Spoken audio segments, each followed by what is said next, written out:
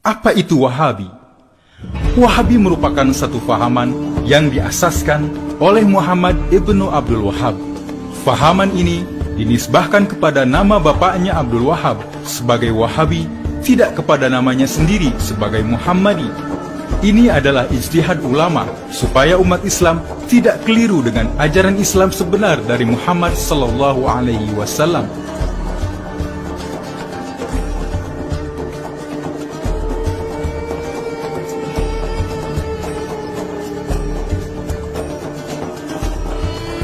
Muhammad ibnu Abdul Wahab. Siapakah Muhammad ibnu Abdul Wahab? 1793, lahir di kampung Ainiyah, Najd, Arab Saudi. Ibnu Abdul Wahab adalah seorang yang lemah pikiran dan gagap. Ayah dan abangnya sendiri menganggap dia sebagai anak yang tidak siuman. Ibnu Abdul Wahab sangat terpengaruh dengan ajaran Ibnu Taimiyah yang mengasaskan fahaman Mujassimah. Kemudian dia mengembara dan belajar di Basrah, berguru kepada Syekh Muhammad Al-Majmu'i. Syekh Muhammad Al-Majmu'i adalah Mr. Hamper, yaitu seorang orientalis dan agen Yahudi dari British. Dia adalah seorang pakar ilmu Islam berbahasa Arab, Turki, Parsi, dan telah lama mempelajari Islam di Turki dan Irak. Mr. Hamper merasuah Ibnu Abdul Wahab dengan hadiah kawin mut'ah dua orang agen perempuan Yahudi yang menyamar sebagai muslimah. Ibnu Abdul Wahab kawin mut'ah dengan Safia di Isfahan dan Asia di Siraj. Maka dengan mudah Yahudi mencatur Ibnu Abdul Wahab semau-maunya mengajar aliran baru dalam Islam sesuai dengan perancangan Yahudi.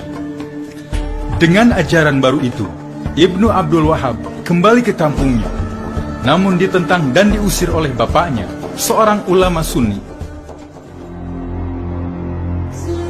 Kerjasama Yahudi, keluarga Al-Saud, dan golongan Wahabi membentuk kerajaan Arab Saudi.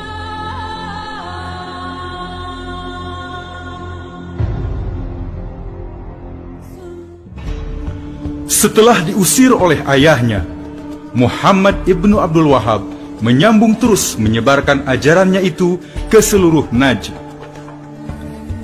Perjuangan Ibnu Abdul Wahab itu dipantau oleh Mr. Hamper dan disokong oleh kerajaan British.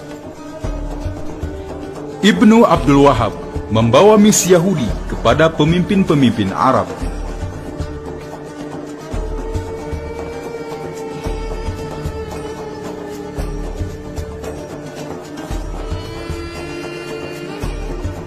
Pada tahun 1747, Ibnu Abdul Wahab bertemu dengan Muhammad ibnu Saud.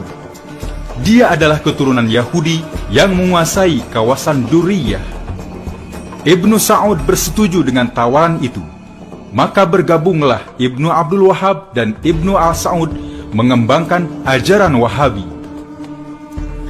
Di antara ajaran Wahabi ialah siapa yang tidak ikut Wahabi dianggap sesat, kafir, halal darah, dan hartanya dirampas.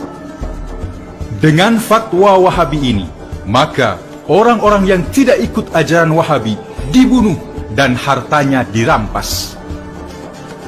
Kaum Wahabi melancarkan perang di dalam dan di luar wilayah Najd, seperti Yaman, Hijaz, daerah sekitar Syria, dan Irak.